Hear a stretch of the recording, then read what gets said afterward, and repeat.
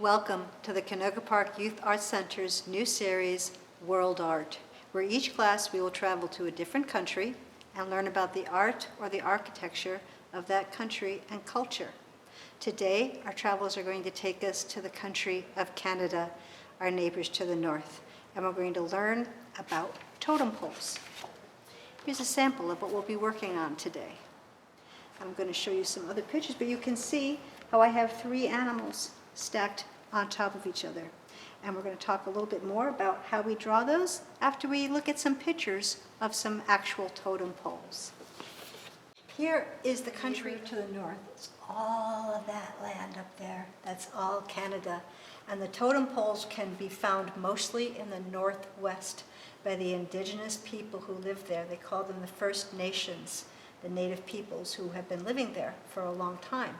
In fact, there may have come over from Japan across like a land bridge or with their boats and come down through Africa or through Alaska and settled into the northwest and into parts of Oregon and Washington, but mostly in the northwest of Canada. Now, when we look at our totem poles, they communicate a great deal of information for people who understand them. They are typically tall structures carved out of cedar wood. They can show a family's history. They can also show the right to certain land. Some totem poles have songs and dances that they have put images to represent those on their totem poles. Other aspects of their culture as well. They can tell stories about their culture. They can act as memoriams to remember the people who have passed. Some totems have really, really large eyes, and some have really small eyes, depending on where they come from and what nation has been making the totems. They can have animals in them, and they can also have family crest. So they tell a lot of information. They communicate tons of information to the people who are looking at them.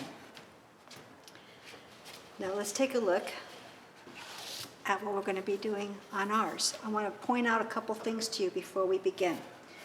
I used very basic shape. Look, that's a triangle with other triangles for ears. This can be a fox or a coyote or a dog or a wolf. The face is pretty much the same.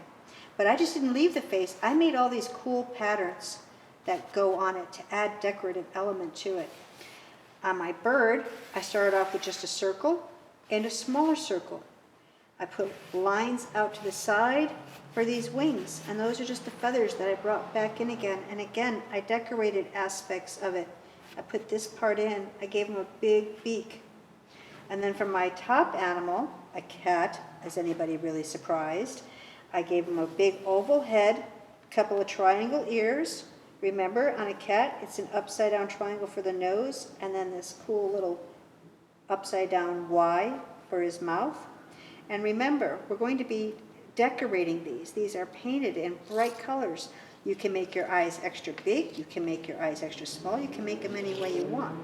Now I chose three animals that are important to me, and you can choose three animals that are important to you. So what I've done is kind of made you a little guide that has other animals in it, like a step-by-step. So hopefully the animal you want is covered in this. When I wanted to draw my coyote, dog, wolf, fox animal, I started off with a triangle. I added my triangle ears, and look what I did. I split that in half, because part of this is the outside fluffy part where the fur is, and the other part is the inside where the hearing stuff goes in.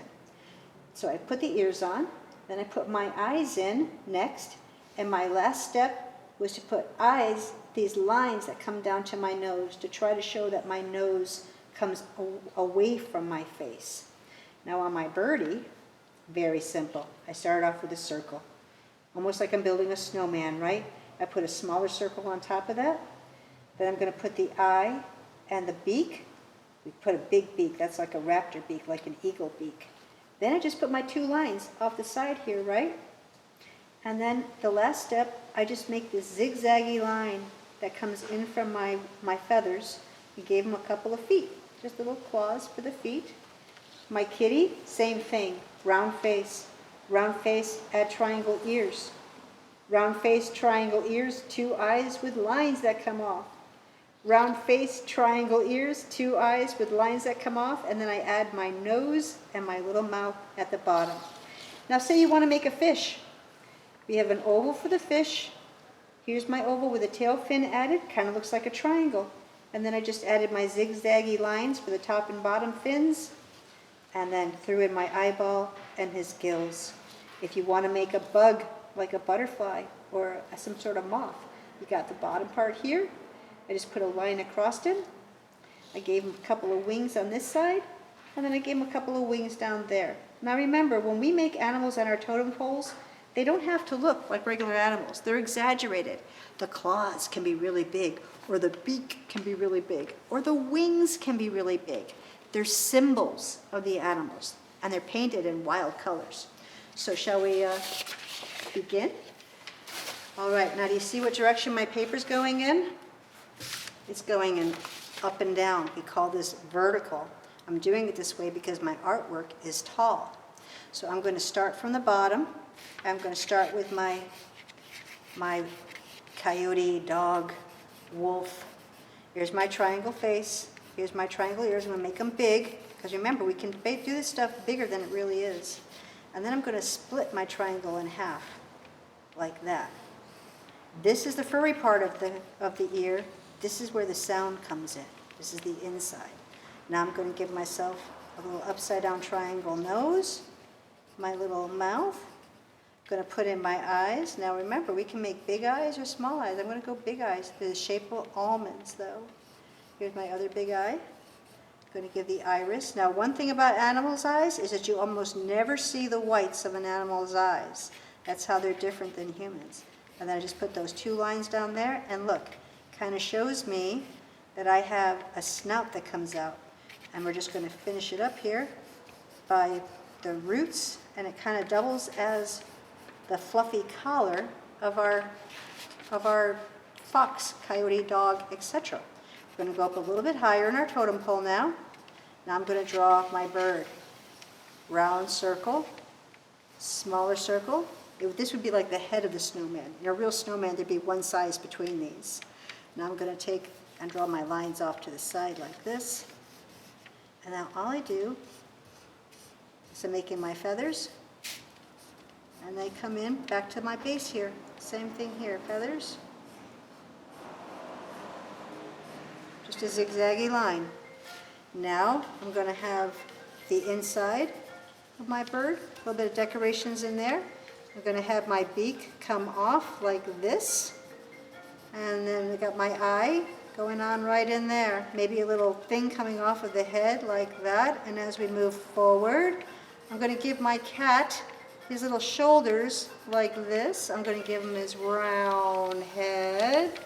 Going to give him some earrings, ears, his triangle ears. And remember, we're splitting those ears in half. That's the fuzzy part, that's the inside part. Here's his big old upside down nose, a couple of big old eyes, and then that line comes right down there. It comes from the eye, and it goes right down to the nose. That shows me that my kitty's got a nose that sticks out a little bit. Now I'm going to give him his little smile. And here's his shoulders, and it comes down to the rest of the totem. Now, on mine, I've got all these kind of decorations, and you can fill it in any way you want. Remember, I have these little lines that come up like this that show the feathers are coming up, like that. And then I put a little bit of one of these guys in here for each one of them. And I can go through and I can decorate this. I want to give him a little birdie collar like that and kind of blend his head up. The beak has a little line that goes through so he can open up his mouth. And then he's got his little claws that go like that. Let me just put them like this. Claw, claw, claw, just like that. Now, I got lines everywhere. You don't just decorate where your animals are. You want to decorate where everything is. So I'm just taking a look at where I have room, and I'm putting in different shapes wherever I have room. Maybe I want to put some stripes on his nose. Maybe I want some stripes going this way down his cheeks. And maybe I want some of these guys down here to show that he's got fur. So you can decorate him any way you want. As you saw on the pictures that I showed you, they do bright colors, blues, reds, turquoise, yellows. There we go. So now my cat's got little stripes on him too. Don't forget my kitty's whiskers. Maybe some lines that come down like this on his head. Like he's a tabby cat, but he could be a mountain lion too. So there you go. Here is my 3 favorite animals: a fox, a bird, and a cat. What will your 3 favorite animals be? Well, that was fun and easy. Let's see what it looks like when we add some paint. Okay. Now I used oil pastels, you see? And everywhere I painted, the oil pastel still showed through. So I was able to add all these cool lines and decorations.